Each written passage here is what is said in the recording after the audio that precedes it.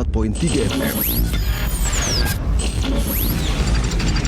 Menebar cahaya sunnah.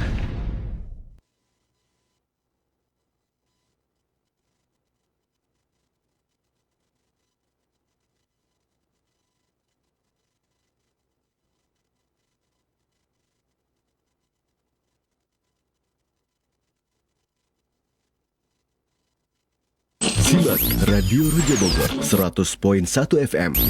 Radio Roja Majalengka. Simak Radio Roja Bogor 100.1 FM. Radio Roja Majalengka 93.1 FM. Radio Roja Palu 101,8 FM. Dan Radio Roja Bandung 104.3 FM.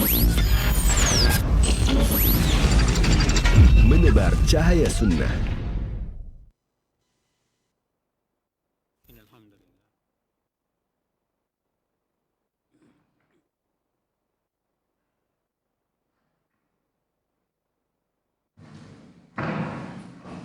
Assalamualaikum warahmatullahi wabarakatuh. Alhamdulillah nahmaduhu wa nasta'inuhu wa nastaghfiruh wa na'udzu billahi min shururi anfusina wa min sayyiati a'malina.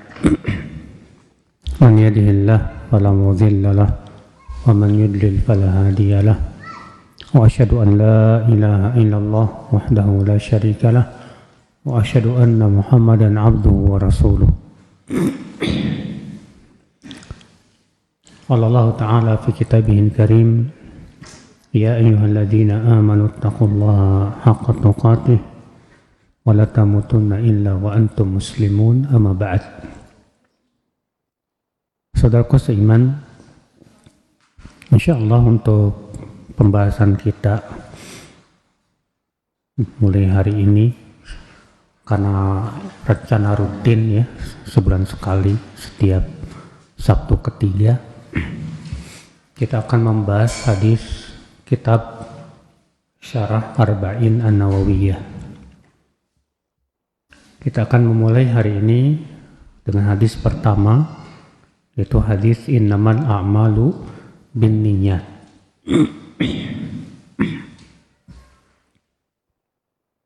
An Amirul Mu'minin Abi Hafs Umar ibn Khattab radhiyallahu anhu qala sami'tu Rasulullah sallallahu alaihi wasallam yaqul innamal a'malu binniyat wa innama likulli imri'in ma nawa faman kanat hijratuhu ila Allah wa rasulih fa hijratuhu ila Allah wa rasulih wa man kanat hijratuhu lidunya yusibuha aw imra'atin yankihuha fa hijratuhu ila ma hajara ilaih. Rawahu Al-Bukhari wa Muslim. Dari Amirul Mukminin yaitu Umar bin Khattab Abu Hafs, semoga Allah meridainya, ia berkata, aku mendengar Rasulullah SAW bersabda, innamal a'malu binniyat, sesungguhnya amal itu sah dengan niat. Wa innamal likulli imri'in ma nawa, dan sesungguhnya setiap orang akan mendapatkan apa yang ia niatkan. Maka siapa yang hijrahnya kepada Allah dan Rasulnya, maka hijrahnya kepada Allah dan Rasulnya, artinya dia dapat pahala. Dan siapa yang hijrahnya karena dunia yang ia ingin raih atau wanita yang ingin ia nikahi, maka hijrahnya disesuaikan dengan niatnya. Dari Bukhari dan Muslim. Hadis ini, saudaraku seiman, adalah hadis yang agung. Sampai-sampai Imam Syafi'i rahimahullah dia mengatakan bahwa hadis ini masuk ke dalam 70 bab dari bab-bab fikih. Imam An-Nawawi berkata, ajma'al muslimun ala idhami wa mawqi'i hadzal hadis. wa kathrati fawaidihi wa sihhatihi. Kaum muslimin semua sepakat akan keagungan hadis ini dan bahwasannya hadis ini banyak faidahnya, dan hadis ini disepakati oleh para ulama akan kesahihannya. Berkata Imam Al-Iraqi ini gurunya Imam Ibnu Hajar Al-Asqalani rahimahullah, ya. Hadzal haditsu qa'idatun min qawaidil Islam. Hadis ini adalah merupakan salah satu kaidah Islam. Hatta qila innahu thuluthul ilm, sampai ada yang mengatakan bahwa hadis ini sepertiganya ilmu. Ada yang mengatakan seperempatnya ilmu. Dan ada yang mengatakan seperlima ilmu. Berkata Imam Asy-Syafi'i dan Imam Ahmad bahwa hadis ini sepertiganya Islam. Iya. Saudaraku seiman rahimani wa rahimakumullah jami'an. Dari Amirul Mukminin Umar bin Khattab, sedikit kita akan memperkenalkan siapa Umar bin Khattab. Semua kita sering mendengarnya. Beliau sahabat yang mulia, sahabat yang sudah dijamin masuk surga, sahabat yang banyak keutamaannya. Rasulullah SAW bersabda ketika Rasulullah Isra Mi'raj, Rasulullah masuk ke dalam surga. Lalu Rasulullah melihat sebuah istana. Lalu Rasulullah bertanya, ini istana milik siapa? Lalu dikatakan kepadaku, ini istana milik Umar bin Khattab. Subhanallah. Rasulullah SAW, saudaraku seiman, beberapa kali mimpi tentang Umar. Di antara mimpi Rasulullah SAW, kata Rasulullah SAW, ra'aitu, aku bermimpi, ka'annan nas waridat alayya, manusia ditampakkan kepadaku wa alaihim qus, yang memakai pakaian. Ada yang pakaiannya hanya sampai ke lutut, ada yang pakaiannya sampai ke paha, ada yang pakaiannya sampai ke perut. Fara'aitu Umar yajuru qamisahu, maka aku bermimpi, aku melihat dalam mimpiku itu Umar bin Khattab pakaiannya melabuh sampai ke tanah. Lalu para sahabat bertanya, apa takwil mimpimu ya Rasulullah? Kata Rasulullah, din, agama. Ya saudaraku seiman, ya, kalau antum bermimpi melihat seseorang dia memakai pakaian gamis putih bagus, menutup seluruh tubuhnya, itu menunjukkan agamanya bagus. Ya, ikhwan Islam saudaraku seiman. Rasulullah juga pernah bermimpi. Kata Rasulullah, "Ra'aitu ka'anni asyrabul laban." Aku bermimpi seakan-akan aku itu minum susu. Minum apa? Minum susu. Hatta wajadtu rai tahta azfari. Sampai-sampai aku merasa kenyang sekali minum susu, sampai kenyangnya itu terasa ke bawah jari jemariku. Thumma a'taitul fadlata Umar ibn Khattab. Kemudian aku memberikan sisa susu itu kepada Umar. Kepada siapa? Umar. Lalu Rasulullah ditanya, apa takwil mimpimu wahai Rasulullah? Kata Rasulullah, al-ilm, ilmu. Ya, Masya Allah, Umar. Ya, ini hadis menunjukkan akan keilmuan Umar yang luar biasa, Pak. Rasulullah SAW juga bermimpi. Kata Rasulullah SAW, aku bermimpi melihat Abu Bakar mengambil air di sumur dengan 2 ember. Lalu datang Umar membawa ember-ember yang banyak dan membuat manusia puas dengan air itu. Kata para ulama, ini menunjukkan akan kekhilafahan mereka. Dan ternyata benar, Abu Bakar menjadi khalifahnya 2 tahun.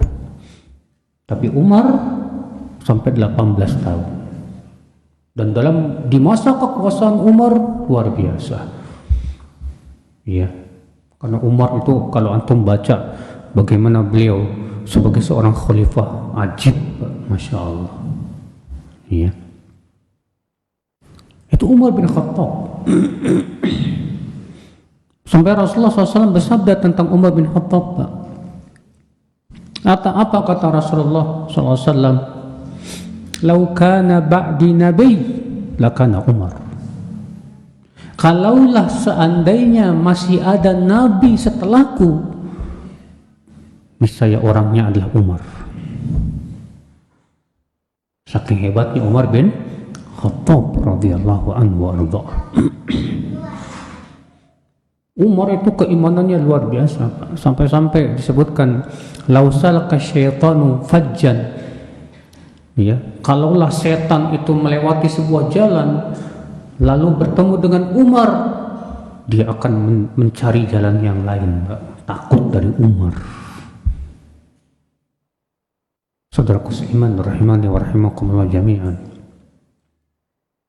Berapa banyak ayat Al-Quran yang Allah turunkan karena usulan Umar, Pak. Bayangkan, Pak, usulannya Umar disetujui langsung oleh Allah, Pak. Ini kan menunjukkan kehebatan ilmu Umar, Pak. Di antara ayat yang turun atas usulan Umar, ayat apa, Pak? Perintah untuk sholat di maqam Ibrahim. Tahu kan maqam Ibrahim? Maqam ini bukan makam ya. Tempat berpijaknya kaki Nabi Ibrahim ketika membangun Ka'bah. Apa kata Umar? Wahai Rasulullah, law ittakhadna maqama Ibrahim musalla. Wahai Rasulullah, bagaimana kalau kita jadikan maqam Ibrahim ini sebagai tempat sholat? Allah benarkan ucapan Umar. Allah turunkan firman-Nya, wattakhidhu min maqami Ibrahim musalla. Ambillah maqam Ibrahim sebagai tempat sholat. Masya Allah. Di antara ayat yang Allah turunkan asas usulan Umar apa? Ayat hijab. Ya. Di mana Umar mengatakan, ya Rasulullah, uhjub nisa'ak fa innahu ya'tika barrun wa fajir. Wahai Rasulullah, suruh istrimu berhijab, karena yang datang kepadamu bukan hanya orang baik-baik ya Rasulullah, orang yang enggak baik juga datang kepadamu. Tak lama kemudian Allah turunkan ayat hijab. Ya ayuhan nabi, qul li azwajika wa banatika wa nisa'il mu'minin yudnina 'alaihinna min jalabibihin. Wahai nabi, katakan kepada istri-istrimu, kepada anak wanitamu, dan kepada istri-istri kaum mukminin, hendaklah mereka melabuhkan jilbab mereka. Atas usulan siapa? Umar. Ketika telah selesai perang Badar, ya, kaum muslimin menang kan? Menang. Dan banyak tawanan-tawanan perang, Pak. Maka Rasulullah dan para sahabatnya bermusyawarah, ini tawanan perang diapain nih? Abu Bakar berkata, ya Rasulullah, bagaimana kalau kita minta tabusan aja? Karena tawanan-tawanan perang ini masih saudara-saudara kita secara nasab. Kita ambil tabusan aja. Kata Umar apa? Tidak. Bunuh mereka semua ya Rasulullah. Karena mereka telah memerangi Allah dan Rasulnya. Rupanya apa yang terjadi, Pak? Rasulullah lebih condong kepada pendapat Abu Bakar dan tidak mengambil pendapat Umar. Ya, Umar pun pergi. Tak lama Allah turunkan ayat membenarkan pendapat Umar. Maka nali nabiyyin ayyakuna lahu asra hatta yasqina fil ard. Ketika Umar balik lagi ke Rasulullah, Rasulullah sedang menangis dengan Abu Bakar. Ya. Subhanallah, saudaraku seiman, ini hebatnya Umar ya. Sampai usulan-usulan beliau langsung disetujui oleh siapa? Allah Subhanahu wa ta'ala. Itu menunjukkan akan keilmuan Umar yang luar biasa. Iya. Tidak ada sahabat yang punya keistimewaan seperti ini kecuali Umar. Yang usulan-usulannya langsung didengar oleh Allah dan Allah turunkan menjadi ayat yang dibaca. Saudaraku seiman, rahimani wa rahimakumullah jami'an. Dan dia menjadi khalifah selama 10 tahun, bukan 18, maaf. 10 tahun lamanya. Ya, 10 tahun 5 bulan. Ada yang mengatakan 10 tahun 6 bulan. Dan beliau berdoa kepada Allah, ya Allah, wafatkan aku di kota Madinah dalam keadaan mati syahid. Jadi Umar pengen meninggal di kota Madinah. Kenapa Pak? Karena meninggal di kota Madinah itu keutamaannya Masya Allah Pak. Rasulullah SAW mengatakan man mata bil Madinah, ya, siapa yang meninggal di kota Madinah fakuntu lahu syafi'an, maka aku akan menjadi pemberi syafaat untuk dia. Umar berdoa, ya Allah, wafatkan aku di kota nabimu, tapi dalam keadaan mati syahid.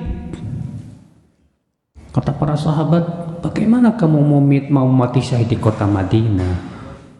Kalau mau mati syahid di medan perang.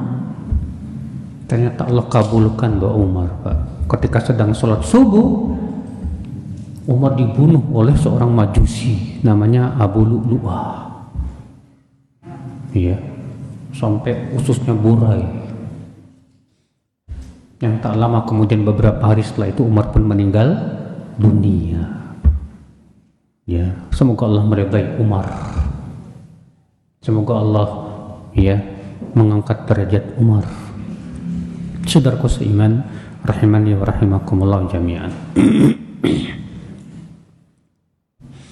Kata Umar, aku mendengar Rasulullah SAW bersabda. Bapak tahu tidak Pak, hadis ini sanadnya itu hanya satu. Ini disebut dengan oleh para ulama dengan istilah goribun mutlak, gorib yang bersifat mutlak. Kenapa? Karena hadis ini yang meriwayatkan dari Rasulullah hanya Umar. Hanya siapa? Umar. Yang kedua, tidak ada yang meriwayatkan dari Umar kecuali seorang perawi saja. Namanya Alqamah bin Waqqas Al-Laitsi. Ya. Dan tidak ada yang meriwayatkan dari Alqamah kecuali satu orang saja. Muhammad bin Ibrahim, siapa lupa ya. Dan tidak ada yang meriwayatkan dari dia kecuali satu orang saja, itu Yahya bin Sa'id Al-Ansari. Nah, dari Yahya bin Sa'id Al-Ansari puluhan orang mengambil. Makanya hadis ini Pak dibawakan oleh Imam Bukhari di hadis pertama dalam Sahih Bukhari. Dan Imam Bukhari subhanallah dalam sahihnya mengawali hadis di kitabnya itu dengan hadis ini, innamal a'malu binniyat, di mana sanadnya hanya satu orang saja, gharib mutlak. Dan diakhiri dengan hadis yang gharib mutlak juga dalam Sahih Bukhari. Seakan-akan Imam Bukhari ingin membantah kelompok Mu'tazilah yang menolak hadis ahad. Iya. Saudaraku seiman, rahimani wa rahimakumullah jami'an. Baik, kita akan bahas saudaraku. Umar bin Khattab berkata, aku mendengar Rasulullah SAW bersabda, Innamal a'malu binniyat. Innama, apa itu innama, Pak?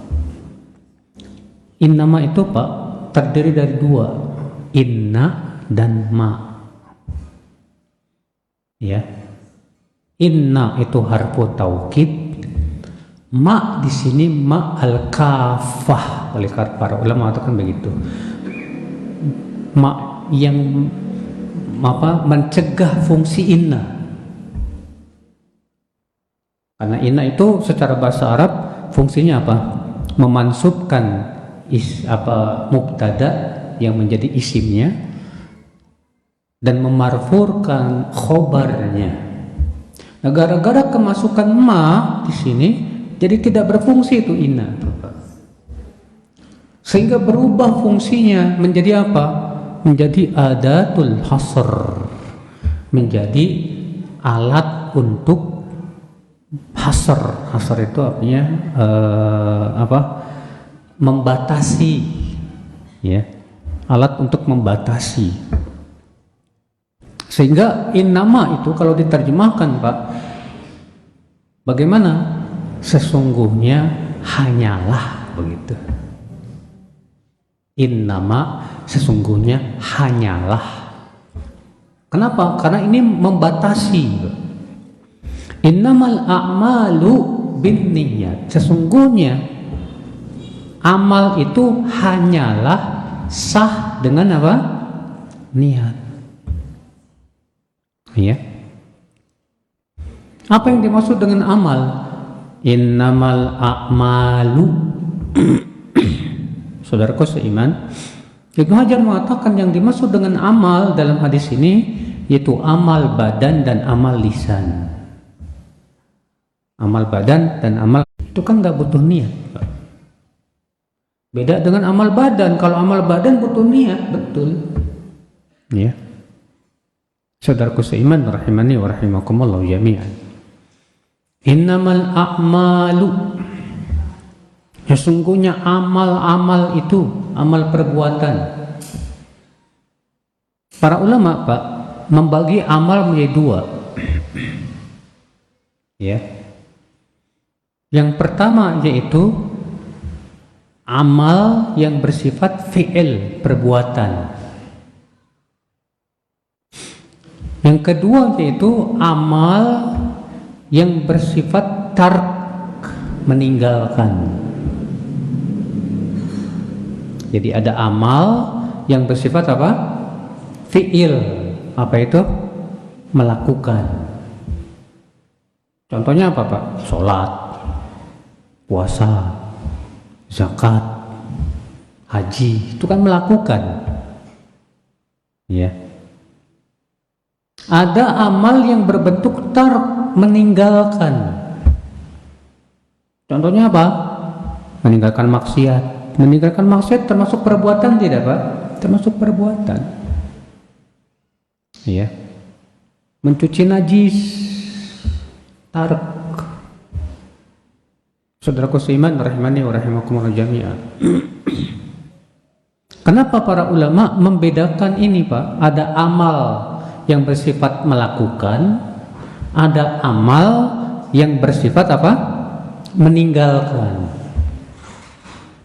Amal yang bersifat melakukan ini yang butuh niat.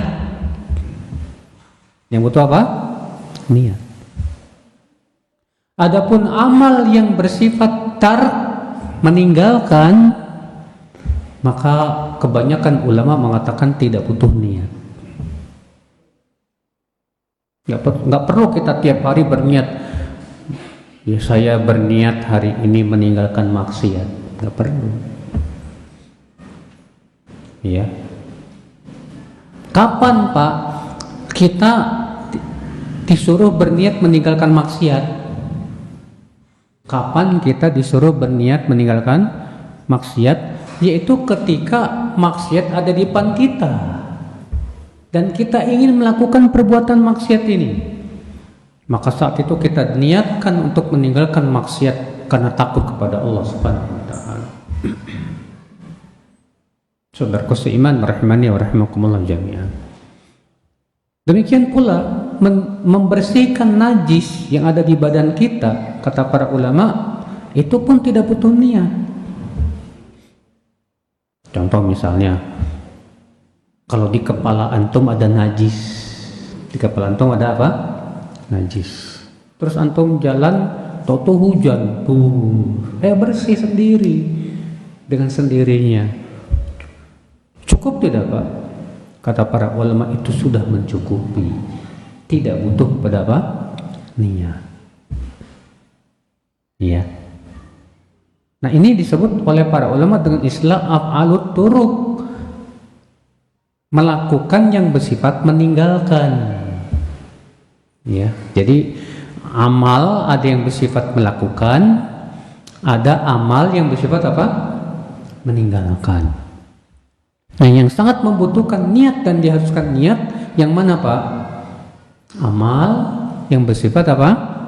Melakukan. Ya, saudaraku seiman, rahimani wa rahimakumullah jami'an. Innamal a'malu binniyat.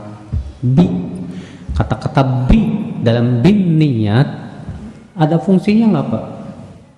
Ada. Bahasa Arab tuh bahasa yang sangat kaya Pak. Ya. Bapak tahu nggak Pak? Rupanya dalam bahasa Arab setiap huruf itu ada fungsinya loh Pak. Alif fungsinya apa aja? Banyak ternyata Pak. Ada alif istifham, pertanyaan, ya, dan yang lainnya. Ba fungsinya apa? Banyak ternyata. Ada ba kosam, sumpah, ada ba untuk yang lainnya. Nah, ba di dalam binniyat ini fungsinya apa? Kata para ulama, ba di dalam hadis ini innamal a'malu binniyat bi. Itu artinya ba'ul musahabah.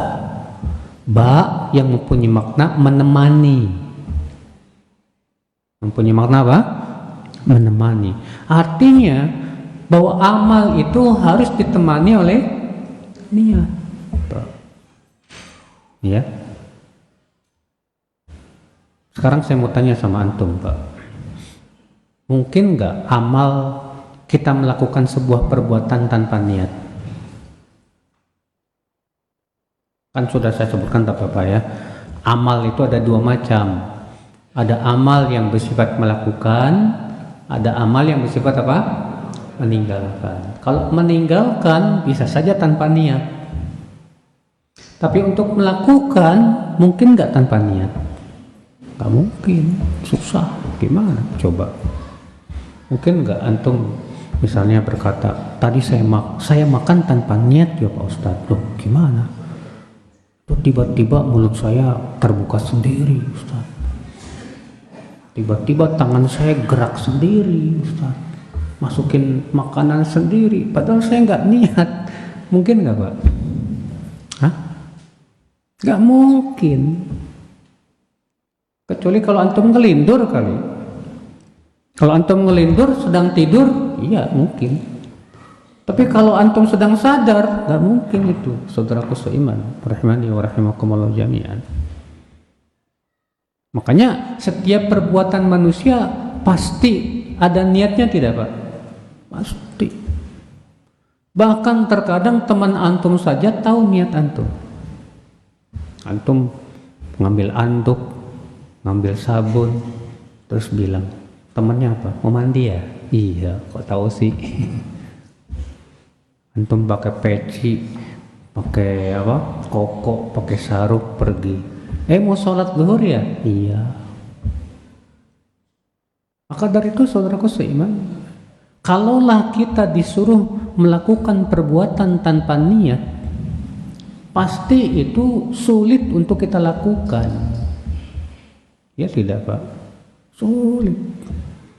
Antum disuruh melakukan perbuatan tanpa niat gimana sih Pak? Ayo, makan tanpa niat.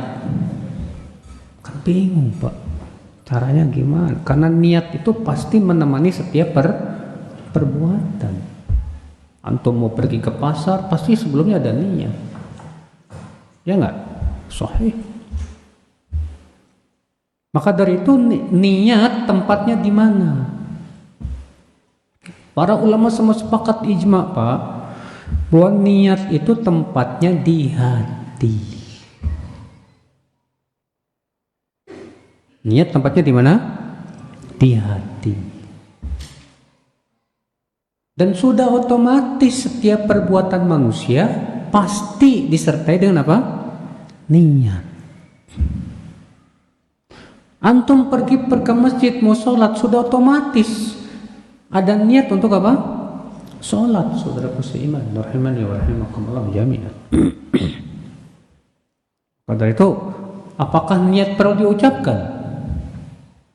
Hah? Niat perlu diucapkan nggak, Pak? Niat perlu diucapkan nggak? Nggak perlu, Pak. Rasulullah SAW tidak pernah kalau mau sholat itu mengucapkan niat, nggak ada hadisnya. Silakan cari satu hadis yang sahih bahwa Rasulullah SAW kalau mau sholat mengucapkan niat. Usolli fardhu dhuhri, ya, arba'a raka'atin mustaqbilal qiblah, adaan misalnya. Gak ada, mana dalilnya? Ya, makanya kalaulah itu benar mengucapkan niat itu sesuatu yang disyariatkan ketika mau sholat, pasti Nabi Sallallahu Alaihi Wasallam sudah mengajarkannya. Pasti para sahabat sudah mempraktikannya. Pasti itu, Pak. Tapi ketika tidak ada satupun keterangan dari Rasulullah dan para sahabatnya, itu menunjukkan memang itu tidak disyariatkan, saudaraku sekalian. Iya. Walaupun misalnya ada ulama yang mengatakan boleh melafadzkan niat mau sholat, ulama bukan dalil. Ingat, ulama bukan apa? Dalil. Dalil itu yang berasal dari Al-Quran, hadis, dan apa yang dipahami oleh para sahabat. Itu dalil. Ulama bukan dalil. Ya. Terus bagaimana dengan haji, Pak? Ketika haji kita mengucapkan ketika dimikotkan, labbaik Allahumma umroh, labbaik hajan, labbaik umroh. Berarti Nabi melafadzkan niat tong itu. Kita katakan niat itu sudah ada. Sudah apa? Ada sebelumnya. Ketika antum berangkat dari kota Madinah mau pergi umroh ke mana? Ke Mekah. Otomatis lewat mikot tidak? Lewat mikot nggak, Pak? Lewat mikot. Ketika antum berangkat dari Madinah ke mikot, ada niat umroh nggak? Di hati? Ada niat, Pak. Nggak mungkin nggak ada. Ya kan? Iya. Ya. Nah, terus di mikot mengucapkan labbaik Allahumma umrah itu gimana? Melafadzkan niat. Sebagian ulama mengatakan itu sama dengan takbiratul ihram dalam sholat. Takbiratul ihram itu kan untuk memulai apa? Sholat. Allahu Akbar. Nah, takbiratul ihramnya haji dan umroh itu ucapan labbaik umroh atau labbaik hajjan wa umroh yang diucapkan ketika di mana? Di mikot. Ya. Jadi niat sudah ada sebelumnya, Pak. Lalu bagaimana dengan apa? Sembelihan kurban. Nabi SAW ketika menyembelih, apa ucapannya? Ketika mau menyembelih kurban. Hadza anni wa an ahli baiti. Bismillah, Allahu Akbar. Sembelih. Maka kita katakan bahwa khusus untuk kurban, na'am kita ucapkan. Tapi tidak bisa dikiaskan kepada ibadah yang lain, Pak. Karena kalau itu bisa dikiaskan kepada ibadah yang lain, tentu yang pertama kali melakukannya adalah Rasulullah SAW. Mana orang yang mengucapkan niat sholat, katanya dikiaskan kepada Rasulullah mengucapkan niat ketika mau korban. Kita katakan, ya akhi, nggak bisa dikiaskan akhi, karena kalau kias itu benar, pasti Rasulullah sudah mengajarkan itu. Karena Rasulullah sudah mengajarkan tata cara salat, tidak? Sudah. Rasulullah bersabda, ya sallu kama ra'aitumuni usalli, salatlah kalian sebagaimana kalian melihat aku salat. Nah, saudaraku seiman. Jadi ini ya. Jadi ya, niat itu tempatnya di mana, Pak? Di hati. Kemudian apa fungsi niat, Pak? Kata para ulama, niat itu ada dua fungsi. Yang pertama, membedakan ibadah dengan kebiasaan. Membedakan apa? Ibadah dengan kebiasaan. Contoh, untuk membedakan antara mandi junub dengan mandi kebiasaan pakai apa? Ya, telah hati-hati. Nah, kalau antum misalnya malamnya jima sama istri, terus antum subuhnya mandi, karena antum punya kebiasaan mandi subuh, nggak ada niat mandi junub, tapi niatnya cuma mandi biasa aja. Terus antum sholatnya tidak sah. Atas pendapat yang paling kuat. Kenapa? Karena wajib niat. Mandi junub itu ibadah dan diharuskan adanya pada apa? Niat. Ya. Saudaraku seiman rahimani wa rahimakumullah jami'an. Nah, ini yang pertama, membedakan antara ibadah dengan apa? Kebiasaan. Yang kedua, Bapak sekalian, membedakan sebuah ibadah satu sama lainnya. Terutama kalau ibadah itu mempunyai banyak macamnya, Pak. Contoh misalnya sholat. Sholat kan ada sholat wajib, sholat apa? Sunnah. Ada sholat wajib, ada sholat sunnah. Untuk membedakan sholat wajib dengan sholat sunnah pakai apa? Niat. Sholat sunnah banyak macamnya, Pak. Ada sholat sunnah wudu, ada sholat sunnah apa? Tahiyat masjid, ada sholat sunnah rawatib. Ya. Bagaimana membedakannya? Jawabnya dengan niat. Sekarang ada pertanyaan, Ustaz, kalau saya niatnya 3 in 1 boleh nggak? Niatnya 3 in 1, Pak. Tahu nggak 3 in 1? Bukan kopi susu ini, Pak. 3 in 1 ya. Antum sholat 2 rakaat, niatnya 3. Yang pertama, niat sholat wudu. Yang kedua, niat sholat tahiyat masjid. Yang ketiga, niat sholat duha. Boleh nggak tuh 3 in 1? Ya.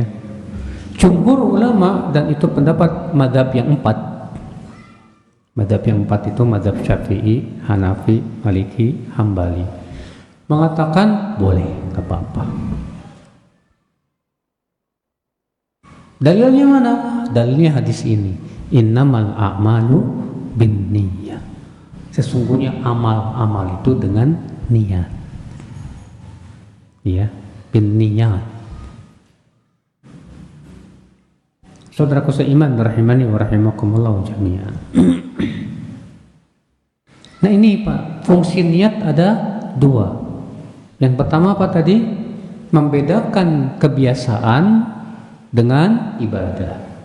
dan membedakan ibadah satu sama lainnya. Ini dia fungsi niat. Sekarang kita membahas Pak, macam-macam niat. Niat ada dua macam. Niat ada dua macam. Macam yang pertama yang disebut dengan niatul amal, niat beramal. Macam yang kedua yang disebut dengan niat idhofah, niat karena siapa? Karena Allah atau karena yang lain? Ya. Yang pertama niat apa tadi Pak? Niat amal. Contohnya apa? Niat mau sholat, niat mau wudhu, niat mau puasa, niat mau haji atau umroh, ya, niat mau zakat atau sedekah. Itu namanya disebut dengan niat apa? Amal. Yang kedua, niat idhofah. Contohnya apa? Bapak sholatnya karena Allah atau karena ria, pengen dipuji orang. Bapak sedekahnya karena Allah atau karena ingin diganti di dunia. Ya. Nah itu namanya niat idhofah Pak. Yang pertama niat apa tadi? Niat amal. Nah niat amal ini mempengaruhi absahnya amal perbuatan. Adapun yang kedua, niat idhofah mempengaruhi dapat dosa atau dapat pahala. Ya. Antum sholat, niat amalnya udah bener mau sholat, tapi niat idhofahnya salah. Rupanya antum niatnya pengen disebut apa? Ahli ibadah. Pengen dipuji orang. Kira-kira antum dapat pahala apa dapat dosa? Kalau antum sholat niatnya pengen dipuji orang, dapat pahala apa dapat dosa? Dosa dong. Masa sholat dosa sih? Niatnya yang salah. Sholat itu amal yang besar. Sholat itu amal yang agung. Tapi bisa berubah menjadi maksiat. Gara-gara apa? Niat. Makanya Pak, kalau ada orang yang meninggal dalam keadaan sholat, antum bisa pastikan dia matinya husnul khotimah? Bisa memastikan? Gak bisa. Karena yang tahu niat siapa? Gimana kalau dia lagi sholat, pas lagi ria, pengen dipuji orang, tahu-tahu mati? Matinya husnul khotimah apa su'ul khotimah? Su'ul khotimah. Makanya ngeri Pak niat itu Pak. Ya. Maka dari itu Pak, penting banget memperhatikan masalah niat itu penting banget. Amal kita tanpa niat nggak sah. Amal kita salah niat dosa. Bahkan kata para ulama, penduduk neraka kekal di neraka gara-gara niat. Antum tahu penduduk neraka kan orang-orang kafir tuh kekal ya di neraka. Mungkin ada orang bertanya gini, Ustadz, kenapa orang kafir kekal di neraka? Sementara mereka kafirnya kan di dunia cuma berapa puluh tahun doang. Orang kafir misalnya umurnya 60 tahun. Terus kok diadabnya sampai kekal begitu selama-lamanya? Padahal kan kekafirannya cuma 60 tahun Ustadz. Kata para ulama, karena dia berniat untuk kafir selamanya dan tidak akan pernah mau beriman. Karena niatnya itulah yang membuat dia kekal di neraka. Sebaliknya orang yang beriman, beramal soleh paling berapa puluh tahun. Bapak umurnya misalnya cuma 60 tahun meninggal, masuk surga selama-lamanya dalam surga. Kata para ulama, karena niat bahwa dia akan beriman selamanya dan tidak mau kafir. Karena niat itu pun Allah jadikan penduduk surga kekal di neraka, di surga. Penduduk api neraka, orang kafir itu kekal di neraka. Karena apa? Ya. Makanya niat itu ngeri, Pak. Ya. Jadi hati-hati dengan yang namanya apa? Niat. Ya, saudaraku seiman, rahimani wa rahimakumullah jami'an. Kemudian pembahasan berikutnya, Pak, syarat-syarat sah niat. Syarat-syarat sah niat. Syarat sah niat ada 6. 4 disepakati ulama. Syarat yang pertama, syarat sah niat yaitu Islam. Syarat sah niat yang pertama apa? Islam. Yang dimaksud di sini, Pak, niat ibadah. Niat apa? Ibadah. Maka syarat yang pertama Islam. Maka orang kafir syaratnya sah, niat ibadahnya sah tidak, Pak? Enggak sah. Misal ada orang kafir datang bawa domba ke masjid. Pak, ini korban dari saya. Yang namanya korban ibadah bukan, Pak? Ibadah. Sedangkan ibadah orang kafir diterima tidak, Pak? Nggak diterima. Kenapa? Karena syarat sahnya ibadah dan niat ibadah itu apa?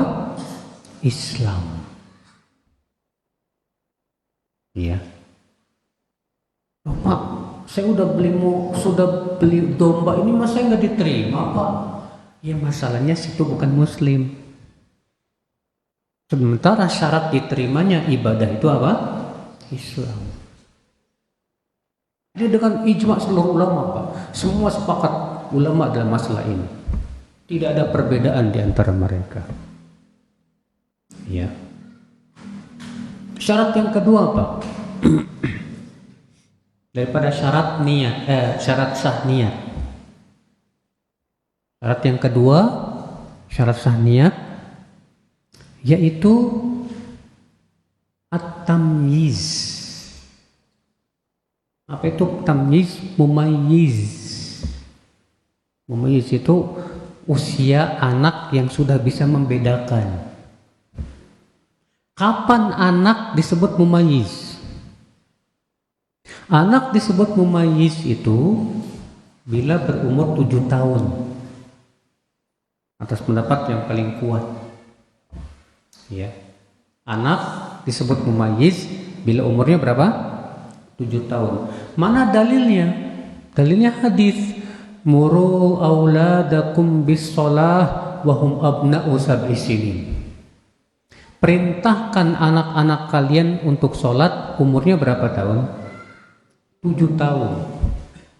Makanya Imam Syafi'i rahimahullah mengatakan bahwa usia anak mumayyiz itu umur 7 tahun. Kenapa? Karena Nabi menyuruh anak untuk sholat umur berapa? 7 tahun. Berarti sholat anak umur 7 tahun sudah sah niatnya, Pak. Ya. Saudaraku seiman rahimani wa rahimakumullah jami'an. Beda, Pak, bedakan antara syarat sah niat dengan syarat wajibnya ibadah. Kalau syarat sah niat itu mumayyiz. Sedangkan syarat wajibnya ibadah balik. Paham tidak, Pak? Ya. Anak yang mumayyiz umur 7 tahun, kalau dia berniat sholat, sah sholatnya. Tapi kalau dia anak wajib nggak? Hah? Belum wajib. Kapan wajib sholat? Umur 10 tahun. Umur sudah balik. Baliknya kapan? Ya berbeda-beda anak ya. Ada yang 15 tahun balik. Bahkan kalau anak perempuan, anak cewek ya, umur 10 tahun ada yang sudah balik bahkan, Pak. Umur 12 tahun ada yang sudah haid. Ya. Saudaraku seiman rahimani wa rahimakumullah jami'an. Jadi ini, akhi. Makanya kalau ada anak kecil umur 7 tahun haji. Umur 7 tahun apa? Haji. Maka kata para ulama, nanti setelah balik dia wajib haji lagi. Sebagai dalam hadis Nabi sallallahu alaihi wasallam bahwa Rasulullah SAW bersabda, "Idza hajja as-sabi qabla an yablugh fa alaihi hajjatun ukhra ba'da ma balagh." Apabila anak kecil haji sebelum balik, maka dia wajib haji lagi setelah apa? Balik. Ya. Saudaraku seiman rahimani wa rahimakumullah jami'an. Baik, ini syarat yang kedua nih, Pak. Syarat sah niat. Apa tadi? Hah? Syarat yang kedua apa? Tamyiz, Masya Allah. Yang pertama apa tadi? Yang pertama Islam. Yang kedua tamyiz. Kalau yang nyatet insya Allah tahu. Kalau yang nggak nyatet bengong. Ya. Syarat yang ketiga. Apa syarat ya sahnya niat yang ketiga?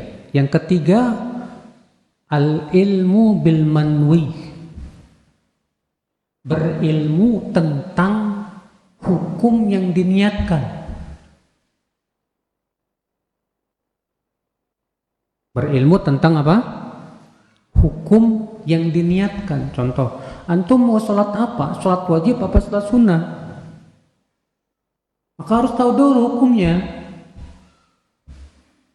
Sehingga itu menunjukkan saudaraku seiman, ya, penting kita untuk tahu dulu hukumnya apa. Jangan sampai ibadah yang wajib niatnya sunnah, atau kebalikan, ibadah yang sunnah niatnya apa?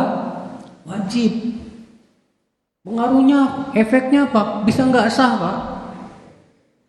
Salah niat dia, bisa nggak sah tuh. Ya. Makanya harus tahu gimana. Saudaraku seiman rahimani wa rahimakumullah jami'an. Ini syarat yang keberapa? Yang ketiga. Apa syarat yang ketiga? Berilmu tentang hukum amal yang diniatkan. Syarat yang keempat dari syarat sah niat, yaitu adamul munafah bainan niyah wal manwi. Tidak ada sesuatu yang meniadakan antara niat dengan yang diniatkan. Tidak ada sesuatu yang meniadakan antara niat dengan yang diniatkan. Maksudnya gimana? Begini, Pak. Terkadang niat kita gara-gara ada sesuatu jadi nggak sah. Gimana? Contoh misalnya, ada orang berniat sholat. Ada orang berniat apa? Sholat. Sebelum sholat murtad. Sebelum sholat apa? Murtad dari agama Islam. Nah, murtad ini kata para ulama meniadakan keabsahan niat, sehingga nggak sah pada waktu itu sholatnya. Ya. Ini syarat yang keberapa? Hah? Keempat. Ulangi, yang pertama apa tadi? Islam. Yang kedua apa? Tamis. Yang ketiga apa? Berilmu tentang hukum amal yang diniatkan. Yang keempat tadi apa? Tidak ada sesuatu yang meniadakan antara niat dan yang diniatkan. Ya. Syarat yang kelima dari syarat sah niat. Apa itu? Yaitu antakunal niyah fi bidayatil amal. Niat itu harus ada di awal amal, jangan di tengah, apalagi di akhir. Jadi niat itu harus berada di mana? Di awal, ya, jangan di tengah, apalagi di akhir.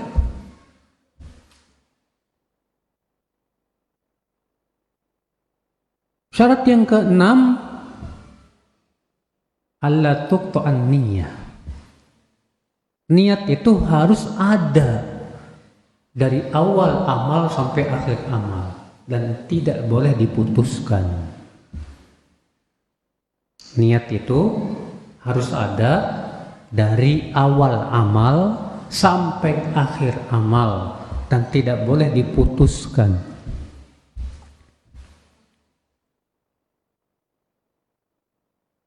Sekarang saya mau tanya sama antum. Ya. Siapa yang bisa jawab pertanyaan saya? Kalau antum jam 11 tidur. Jam 11 apa? Tidur. 11 siang ya. Bangun jam 4.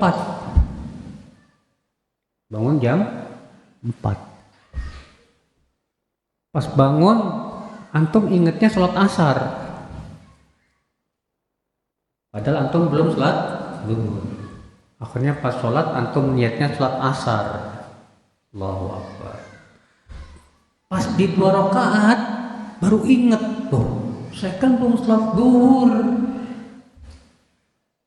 Di tengah-tengah langsung berubah niat jadi sholat zuhur. Kira-kira sholat mana yang sah dan sholat mana yang tidak sah?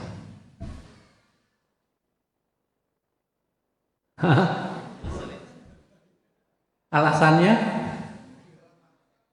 Kenapa? Sholat zuhurnya tidak sah. Kenapa sebabnya?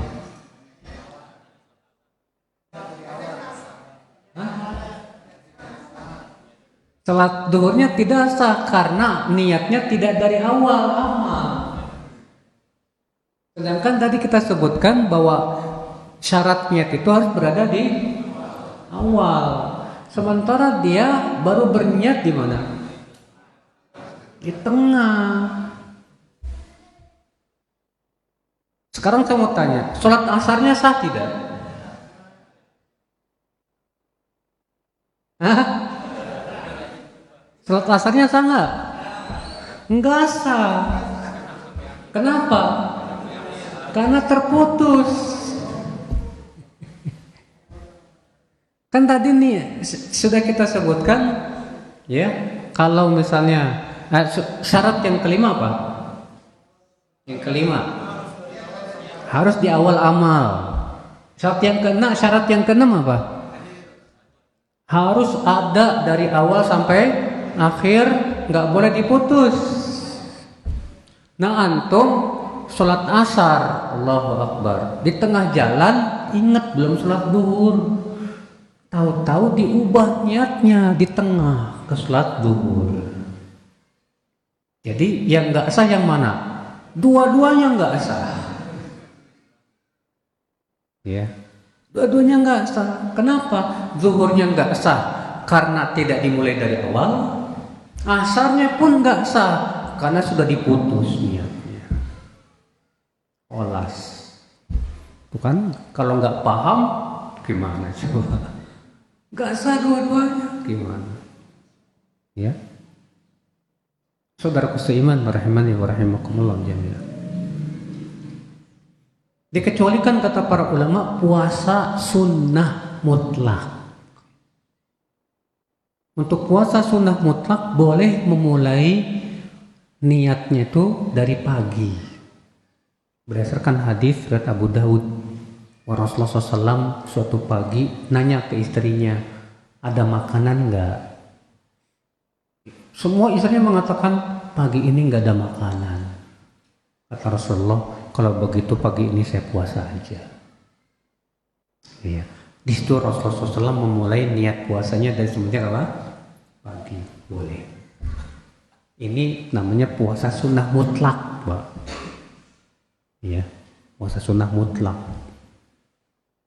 Nah ini Pak, ini 6 syarat sah niat.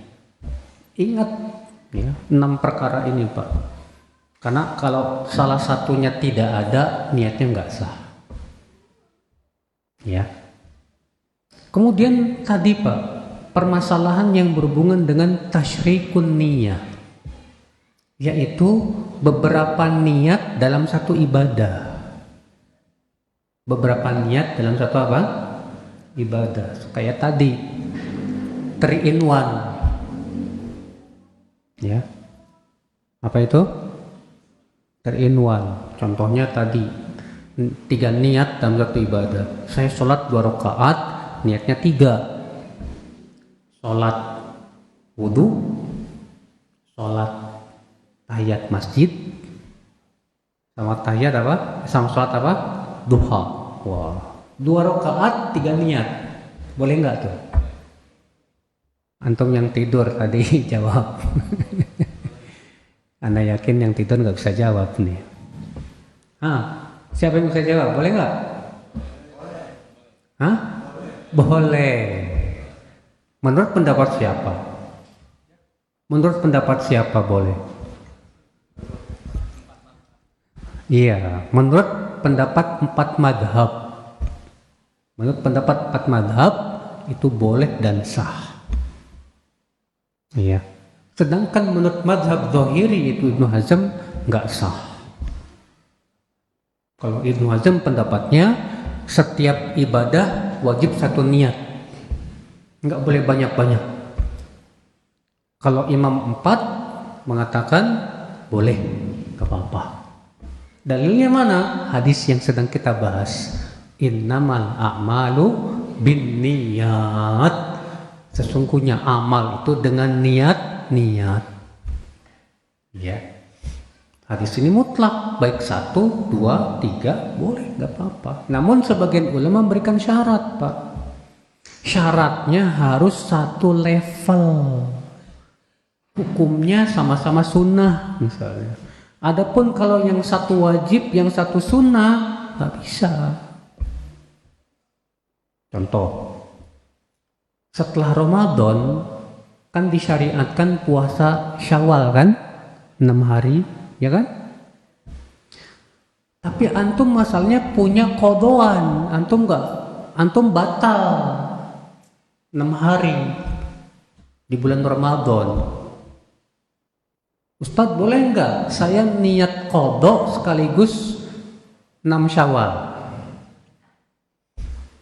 Jawabnya nggak boleh. Kok nggak boleh? Karena yang satu wajib, yang satu apa? Sunnah. Dan juga Nabi SAW bersabda, Man shoma Ramadan thumma atba'ahu sittan min Syawal, siapa yang puasa Ramadan kemudian diikuti 6 hari Syawal. Ya, siapa yang puasa Ramadan, disebut puasa Ramadan kalau dia puasa full, kemudian diikuti 6 hari Syawal, seakan-akan ia puasa setahun. Ya, saudaraku seiman, rahimani wa rahimakumullah jami'an. Pertanyaan lagi,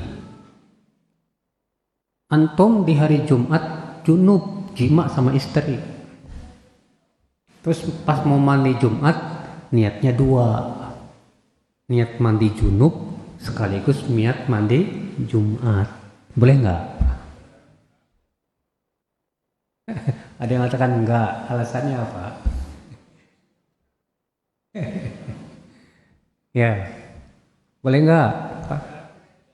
Ya, tergantung Pak. Tergantung antum punya keyakinan mandi Jumat itu wajib apa enggak. Kalau menurut antum mandi Jumat nggak wajib, berarti sunnah dong. Sementara ini mandi junub wajib. Sementara tadi sudah kita sebutkan yang wajib dengan yang sunnah nggak bisa digabung. Ya. Memang terjadi perselisihan para ulama. Kalau jumhur ulama mengatakan boleh digabung antara mandi Jumat dengan mandi junub. Kenapa? Ya. Karena pertama tujuannya sama-sama mensucikan diri, membersihkan diri. Terlebih melihat kepada sejarah disyariatkannya mandi Jumat itu untuk apa? Antum tahu tidak sejarah disyariatkan mandi Jumat? Gara-garanya waktu itu mereka yang dari pasar langsung ke masjid dalam keadaan berkeringat. Mereka yang dari ladang pergi ke masjid dalam keadaan keringat. Akhirnya di masjid bau apek. Maka Rasulullah menyuruh para sahabat untuk mandi. Berarti kata mereka mandi Jumat itu sebetulnya sudah dicukupi oleh mandi junub. Tapi masalahnya Pak, mandi junub tidak bisa dicukupi oleh mandi Jumat. Kalau antum niatnya mandi junub doang sudah mencukupi Jumatan, sebetulnya sudah mencukupi karena tujuannya sudah terhasilkan. Ya. Makanya pendapat jumhur mengatakan boleh menggabung antara mandi Jumat dengan mandi apa? Junub. Ya. Saudaraku seiman, rahimani wa rahimakumullah jami'an. Sebagian ulama mengatakan nggak boleh. Wajib mandi 2 kali. Mandi Jumat dan mandi apa? Junub. Ya, sebetulnya lebih aman sih. Sebab kalau antum mandi 2 kali, antum selamat dari perselisihan. Ya tidak? Ya dong. Kalau antum mandinya 2 kali, semua ulama sepakat boleh. Sudah terhasilkan. Yang diperselisihkan itu kalau mandinya sekali dengan 2 niat. Nah kalau antum mandinya 2 kali, aman. Saya mah cari aman aja lah Ustadz. Ya bagus, gak apa-apa. Ya, ikhwata Islam saudaraku seiman rahimani wa rahimakumullah jami'an. Nah ini namanya persekutuan niat, Pak. Iya. Makanya kata Imam As-Suyuti dalam kitab beliau disebutkan dalam kitab ya saya lupa namanya. Kata beliau kalau ada orang niatnya 2, niat zakat dengan niat sedekah. Niat zakat dengan niat apa? Sedekah. Mana yang sah? Zakatnya atau sedekahnya? Kata Imam Suyuti, zakatnya tidak sah. Yang sah hanya sedekahnya saja. Kenapa? Karena zakat hukumnya wajib, sedangkan sedekah hukumnya sunnah. Dan ini tidak bisa digabung. Antara zakat dengan sedekah tidak bisa apa? Digabung. Maka kalau digabung menyebabkan yang wajib jadi tidak sah. Itu menurut pendapat Imam As-Suyuti rahimahullah. Wallahu a'lam. Saudaraku seiman rahimani wa rahimakumullah jami'an. Nah ini dia ya yang berhubungan dengan niat Bapak sekalian. Ikhwata Islam. Kemudian Pak, sudah kita sebutkan tadi bahwa niat itu Pak berhubungan dengan banyak permasalahan. Nah sekarang kita akan membahas itu hubungan niat dengan pahala dan siksa dan pahala dan dosa. Harus kita pahami, Pak. Dosa dan pahala itu ditentukan oleh niat. Yang menentukan seseorang dapat pahala atau dapat dosa apa? Niat. Ya. Antum minum air biasa, air aqua. Nggak dosa, tapi kalau niatnya mabok-mabokan, antum kira ini arak, pasti minum gelut, air biasa. Dosa nggak? Tetap dosa. Kok bisa? Kan air biasa. Niatnya, Mas. Masalahnya kamu niatnya mau mabok-mabokan, ternyata salah ambil. Ya. Tetap dosa, masalah. Saudaraku seiman rahimani wa rahimakumullah jami'an. Sebaliknya, antum haus banget, pengen mau minum, nggak tahu kalau itu arak, diminum, klok, mabok, kelayang, ini apaan nih? Oh, ternyata arak, dosa nggak? Nggak dosa, karena antum nggak ada niat kok mau apa? Mau mabuk dan nggak tahu kalau itu arak, niatnya cuma mau minum karena haus. Lihat, Pak, yang satu bernilai pahala, yang satu bernilai dosa, itu semua ditentukan oleh apa? Niat. Ya. Makanya Rasul mengatakan dalam hadis ini, siapa yang hijrahnya kepada Allah dan Rasulnya, maka hijrahnya kepada Allah dan Rasulnya. Dan siapa yang hijrahnya karena ingin dunia atau karena wanita, maka dia sesuai dengan niatnya. Tergantung niat. Ya. Makanya niat itu ngeri, Pak. Gara-gara niat kita bisa masuk neraka. Gara-gara niat kita bisa masuk apa? Ke surga. Subhanallah, saudaraku seiman rahimani wa rahimakumullah jami'an. Ini saudaraku seiman. Jadi niat itu sangat berpengaruh terhadap apa? Pahala dan bahkan sesuatu yang mubah. Gara-gara niat jadi ibadah. Makan mubah. Tapi karena niat makan itu dia pengen apa? Supaya kuat ibadah, ya. Dengan dia makan itu niatnya supaya apa? Memelihara kesehatan, jadi ibadah, Pak. Gara-gara niat. Antum olahraga, niatnya apa? Niat saya biar sehat, Ustaz. Kalau saya sehat kan ibadah enak. Masya Allah. Gara-gara niat itu olahraga jadi ibadah, Pak. Insya Allah, gara-gara niat toh. Orang wanita nyuci piring, ya, nyuci baju suaminya, ya, ngepel rumah, niatnya untuk apa? Berbakti sama suami. Untuk ibu-ibu pertanyaannya ditulis saja ya, dicatat, dilempar ke sini bisa.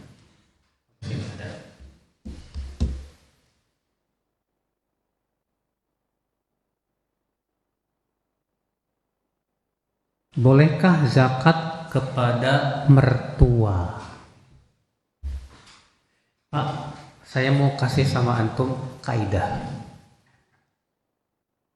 Zakat itu tidak boleh diberikan kepada orang yang kita wajib tanggung hidupnya. Zakat tidak boleh diberikan kepada orang yang kita wajib nafkahi. Siapa? Istri, anak, orang tua. Nah, mereka ini tidak boleh dikasih zakat, Pak. Nggak boleh. Adapun mertua, itu kita tidak wajib untuk menanggung hidupnya. Maka kalau ke mertua boleh? Boleh. Kalau itu uangnya suami. ke mertuanya. Iya. Jadi itu kaidahnya gitu, bahwa zakat itu hanya tidak boleh diberikan kepada orang yang dia tanggung hidupnya. Makanya kalau antum punya kakak miskin, atau adik miskin, boleh nggak kita kasih dia dari zakat harta kita? Boleh, nggak apa-apa. Karena kakak, adik nggak wajib kita tanggung hidupnya, nggak wajib kita nafkahi. Paham tidak, Pak? Nah ini, ya Allahu a'lam.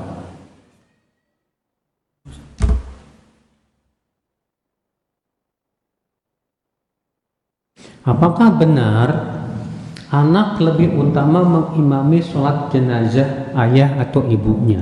Sebagian ulama berkata begitu. Memang ini masalah khilaf di kalangan para ulama. Siapa yang paling berhak menjadi imam untuk jenazah? Kalau saya lebih condong kepada pendapat yang mengatakan bahwa yang paling berhak menjadi imam jenazah adalah penguasa. Karena Rasulullah SAW waktu hidupnya sebagai penguasa, dan setiap kali datang jenazah mereka minta Rasulullah yang menyolatkannya. Yang kedua, imam rawatib. Kalau di masjid itu ada imam rawatib, maka dialah yang paling berhak untuk menyolatkannya. Kenapa? Karena itu dalam kekuasaannya. Sebutkan dalam hadis, la ya'ummanna rajulu rajula ya fi sultanihi aw kama qala. Tidak boleh seseorang menjadi imam di daerah kekuasaan orang lain. Sementara itu masjid sudah ada imam tetapnya. Harus seizin imam. Kalau imam nggak ngizinin nggak boleh. Makanya harus minta izin dulu, Pak Imam, maaf, boleh nggak kalau yang mengimami anaknya? Kata imamnya silahkan. Iya, nggak masalah. Wallahu alam. Itu yang saya condong kepadanya. Ini memang masalah khilafiyah di kalangan para ulama.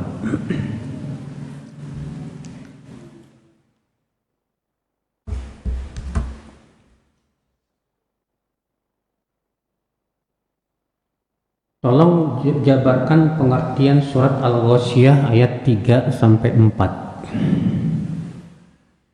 Allah Ta'ala berfirman dalam surat Al-Ghasyiyah ayat 3 dan 4.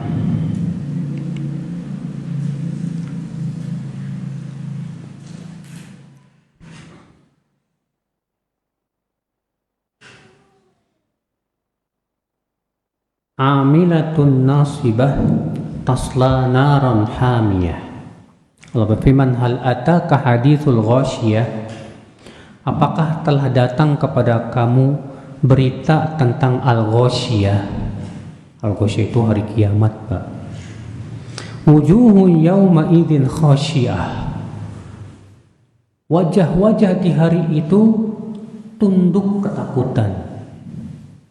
Amilatun nasibah, dia sudah banyak beramal dan capek lelah. Tasla naron hamiyah, tapi ia masuk neraka. Terjadi perselisihan para ulama tentang makna ayat ini, Pak. Sebagian ulama mengatakan makna ayat ini adalah orang kafir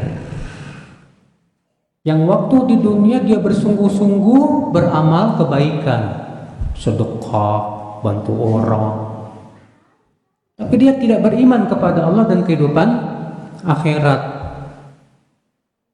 maka amalnya tidak diterima oleh Allah. Ya. Kenapa? Karena untuk diterimanya amal dia harus muslim yang beriman kepada Allah dan kehidupan akhirat. Ya. Nah ini makna, ini penafsiran pertama, Pak. Yang dimaksud ayat ini siapa? Itu orang kafir yang berbuat apa? Amal kebaikan. Ya. Akibatnya apa? Dia banyak beramal kebaikan tapi tetap masuk neraka. gara-gara dia tidak mau beriman kepada Allah dan kehidupan akhirat. Penafsiran yang kedua, ini masuk ayat ini kata sebagian ulama, pendapat kedua, ayat ini masuk juga kepada orang yang berbuat bid'ah dalam agama. Dia bersungguh-sungguh beramal, ternyata amalnya nggak sesuai syariat, dibuat-buat. Akibatnya dia masuk neraka gara-gara itu. Kalau kita perhatikan Pak, dua pendapat ini tidak saling bertabrakan. Masuk di dalam keumuman apa? Ayat ini, wallahu a'lam. Ya.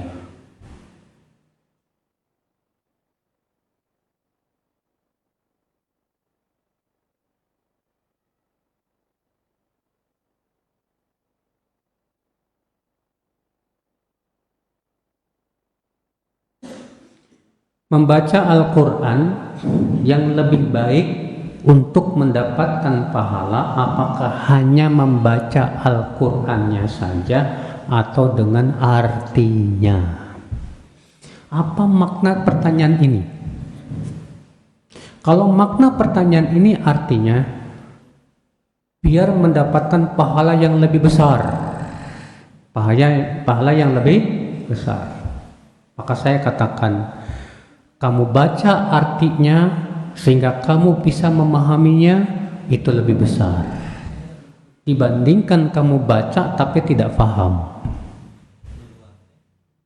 Kenapa begitu Pak? Karena Allah menyuruh kita untuk mentadaburi Al-Quran. Allah mengatakan afala yatadabbarunal Quran, tidakkah mereka mentadaburi Al-Quran? Dan tadabbur Al-Quran itu adalah memahami makna-maknanya. Ya. Berarti itu menunjukkan bahwa kalau kita baca ayat Al-Quran sambil kita memahaminya, itu lebih besar di sisi Allah daripada kita baca Quran tapi nggak paham. Ya. Nah, kalau kita baca Quran tidak paham, dapat pahala? Tetap dapat pahala. Disebutkan dalam hadis, man qara al-Quran faqul falahu bi kulli harfin hasanah wal hasanatu bi asyri amsalha. Siapa yang membaca Al-Quran, maka setiap hurufnya mendapatkan 10 kebaikan.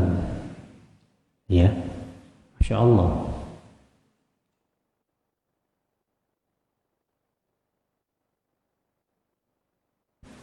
Bagaimana dengan rumah yang dulunya ada kesyirikan Ustaz? Seperti ada tumbal kepala kambing. Apa yang harus kita lakukan dan apakah amal soleh kita batal ketika kita menempati rumah itu? Yang melakukannya siapa? Bukan saya sih Ustaz, orang yang bangunnya, ya dia yang dosa, bukan antum. Kalau antum tahu rumah ini dulu ditombalin, ya itu kan bukan perbuatan antum. Allah mengatakan alla taziru waziratu wizra ukhra. Seseorang tidak akan menanggung dosa orang lain, enggak nanggung. Jadi gimana dong apa yang harus saya lakukan dengan rumah ini? Tempati aja, bacain surat Al-Baqarah. Karena harus bukan dalam hadis, fa inna syaitan yanfiru minal bait alladzi tuqra'u fi suratul Baqarah. Setan itu akan lari dari rumah yang dibacakan padanya surat Al-Baqarah. Iya.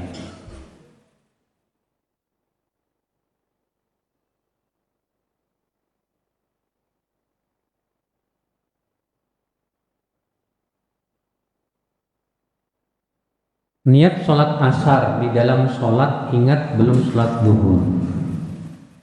Diubah niatnya maka tidak sah sholatnya. Pertanyaan, apakah orang tersebut sekarang ini harus sholat duhur dan asar? Rupanya ada yang pernah ini. Ya. Kalau misalnya baru tahu, oh ternyata nggak boleh ya, nggak sah ya, sebaiknya diqodho Pak. Sebaiknya apa? Diqodho. Ya. Diqodho sekarang sholat zuhur dan asar. yang dulu karena ketidaktahuan kita. Wallahu a'lam.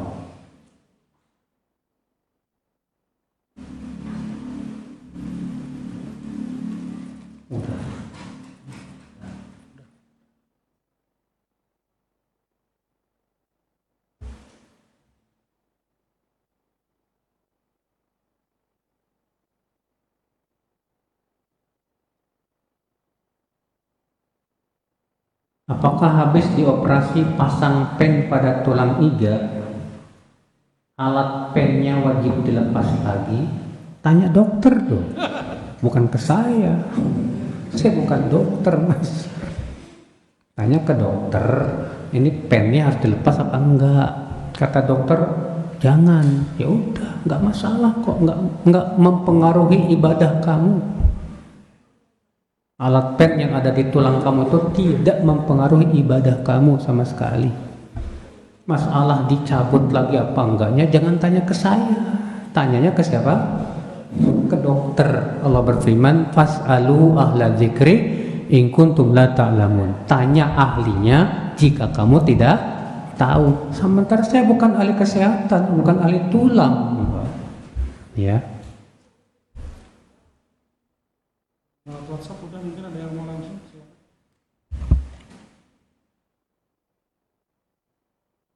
Maaf tadi ada nomor WhatsApp. Ada nomor WhatsApp di atas. Maaf, dipasang nomor WhatsApp ya? Di atas ada nomor WhatsApp ya? Nomor WhatsApp Tanya Jahri ada?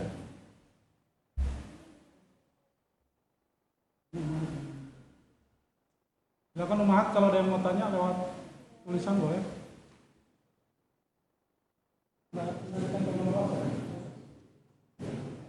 Bawa aja kan.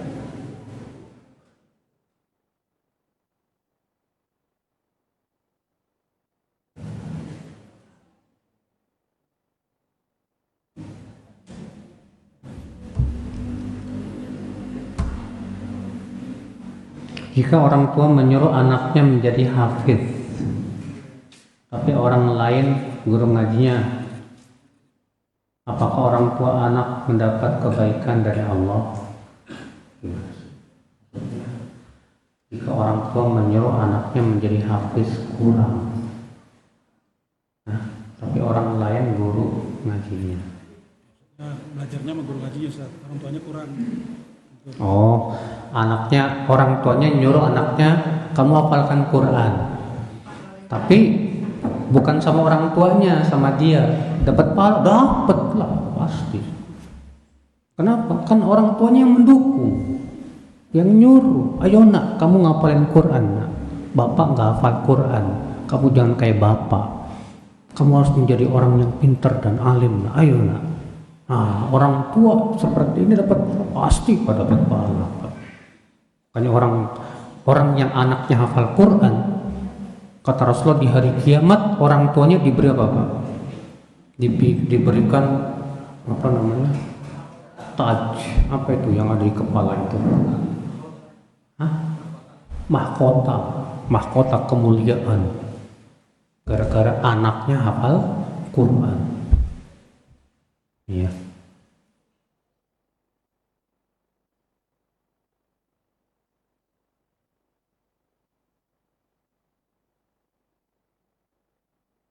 Baik, kalau tidak ada lagi pertanyaan kita tutup sampai sini. Subhanallahi bihamdihi asyhadu an la ilaha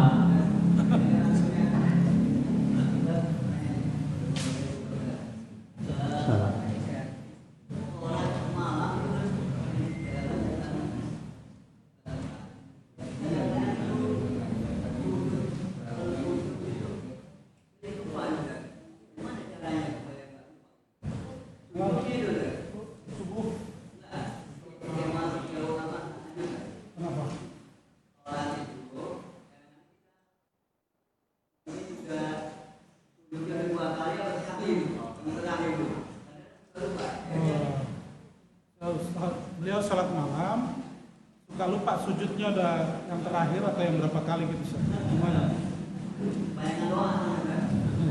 Iya. Mungkin Bapak saking khusyuknya sholat sampai lupa ya. Masya Allah. Kalau bapak misalnya ya sujud lupa, ini sujud yang pertama apa kedua?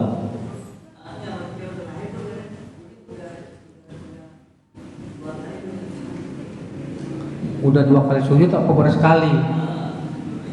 Ya.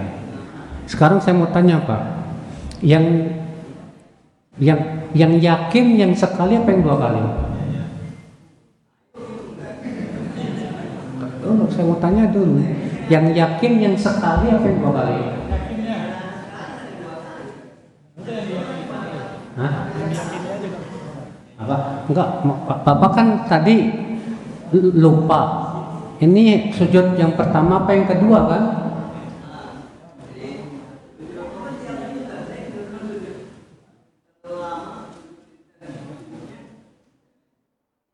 Iya, kalau Bapak lupa, Bapak ambil yang yakin, buang yang ragu.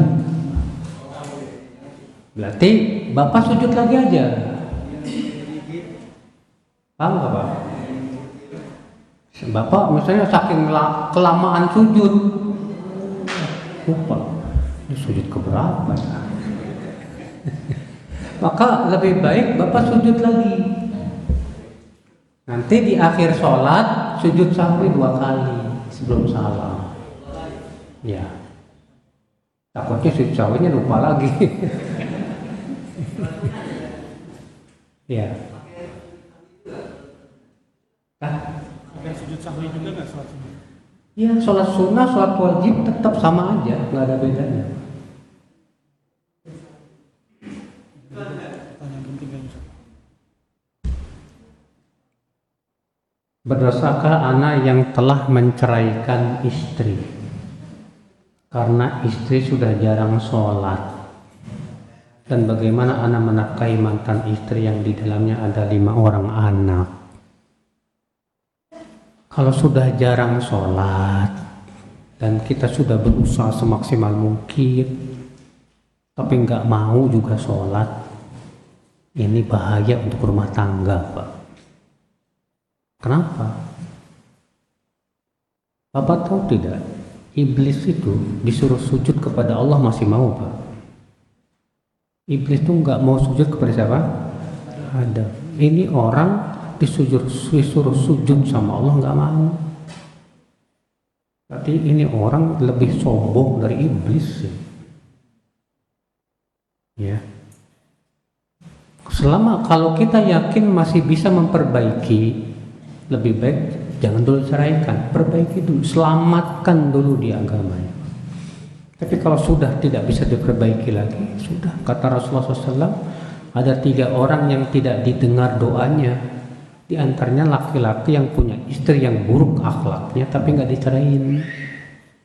Itu nggak membuat nggak didengar tuh doa kita nanti sama Allah Subhanahu Wa Taala. Nggak masalah kalau dia ceraikan.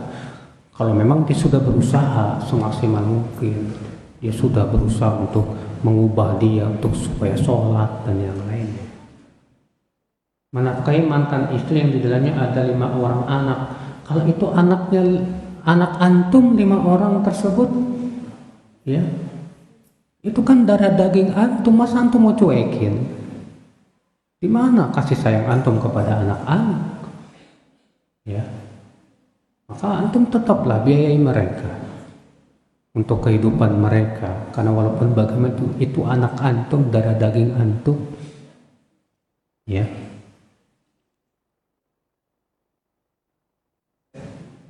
Nggak boleh Pak.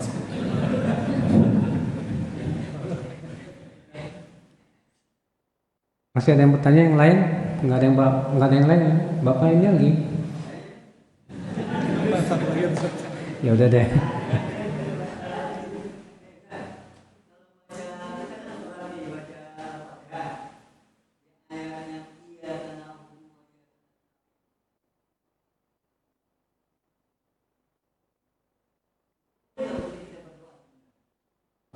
Di saat baca surat Al-Fatihah, pas baca iyyaka na'budu wa iyyaka nasta'in, boleh nggak diselingi doa sebentar? Tidak ada dalilnya Pak. Rasulullah SAW tidak pernah menyelingi Al-Fatihah dengan doa. Rasulullah SAW hanya disebutkan dalam hadis, beliau memberikan jeda satu nafas. Iyyaka na'budu wa iyyaka nasta'in. Ihdinas siratal mustaqim. Siratal ladzina an'amta 'alaihim. Gak ada satupun dalil bahwa Rasulullah SAW ketika iyyaka na'budu wa iyyaka nasta'in doa ya Allah ampuni dosa. Ini tidak ada. Ini menyelisihi petunjuk Rasulullah Sallallahu Alaihi Wasallam. Kalau di luar sholat? Kalau di luar sholat nggak masalah. Hah? Dalam sujud baca Al-Fatihah. Berdoa dalam sujud memang sangat ditekankan. Kata Rasulullah SAW, fa amma sujud fajtahidu fihi du'a. Adapun sujud maka bersungguh-sungguhlah berdoa kepada Allah. Memang sujud tempatnya doa. Ya Pak. Baik, saya kira cukup sampai di sini Pak. Subhanakallah bihamdik asyhadu an la ilaha illa anta astaghfiruka wa atubu ilaik. Wassalamualaikum warahmatullahi wabarakatuh.